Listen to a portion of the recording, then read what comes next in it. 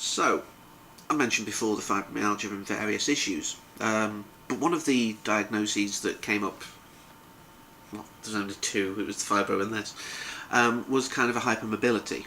It wasn't specifically joint hypermobility syndrome, but I can't remember exactly why I started looking at joint hypermobility syndrome.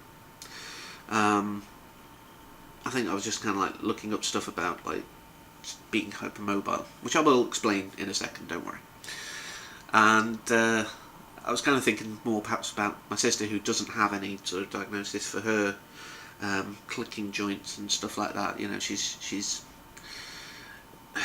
horrible. I mean, I crack my fingers because musicians curse, but she doesn't have to try. You know what I mean? She's like clicking constantly. You probably know someone like it. And we are both hypermobile. Now, hypermobile is the, I don't know, clinical name, if you will, for what most people think of as being double jointed. My knees don't just like bend back a little like that, it's like that. You know, like that kind of curvature. Maybe that's a bit excessive, but it feels like that.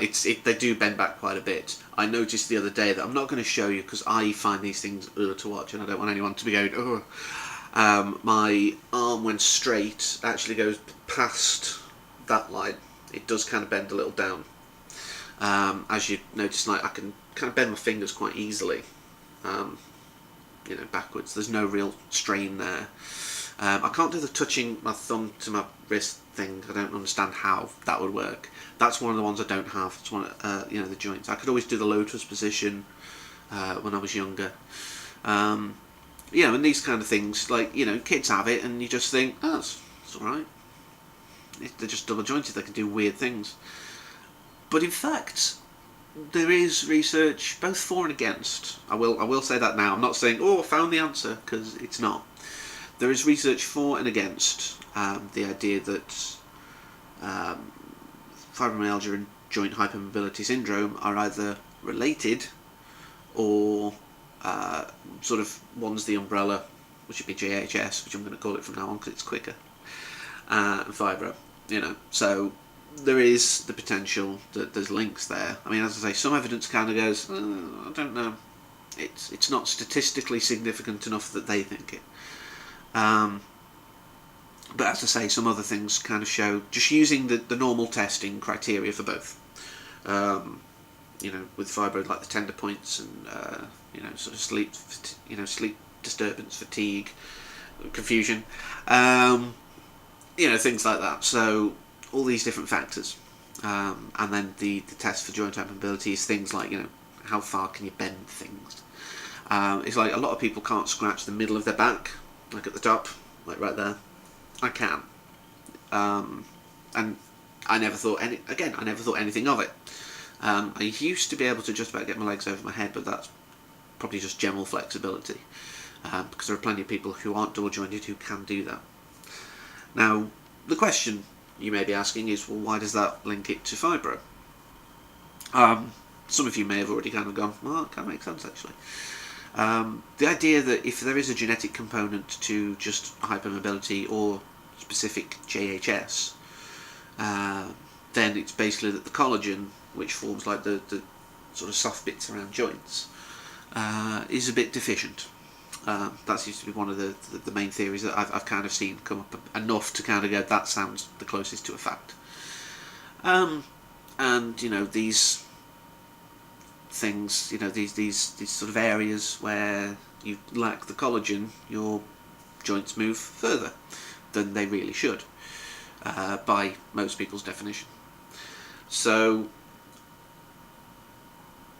that ability to bend further, and I suppose the lack of additional support in joints, can kind of lead to perhaps minor muscle tears if they're taking some of the strain, minor sort of, you know, abrasions of bone. It basically wears away a lot sooner than, you know, most people. And you know, there is some incidents where it seems to perhaps be linked to sort of standard like osteoarthritis and things like that as well, which again makes sense. As I say, if there is a genetic component, it is this collagen deficiency. But these things can basically cause these little strains and stresses on the body, which then the body gets to a point of, I've had enough of this, and it goes into fibro mode, where, you know, it's like everything hurts. I can't take, you know, it's dealt with pain so much that it's just the switch. I suppose it's like when you see in like films, you know, sort of, or cartoons, steam builds up that much that the valves just fly off. It's like that. So the valves have flown off, and now the pain thing, you know, the substance P in fibro, just and a lot of other sensory issues are just going through with little resistance. And to me, it makes a lot of sense. You know, you're weakening areas of your body. I mean, it's like lifting things even is more difficult. But if I've got an arm that bends too far back constantly, then yeah, it's going to happen. You know, it's going to weaken. It's not got the level of support that it could do with. So it's definitely something to think of. You know, if you're in either camp, then, you know, certainly have a look and see what you think about any of the research. I'll probably link a couple of things below. There's quite a few pages that I looked at, so I'm not going to do it all. But I do find it interesting, you know.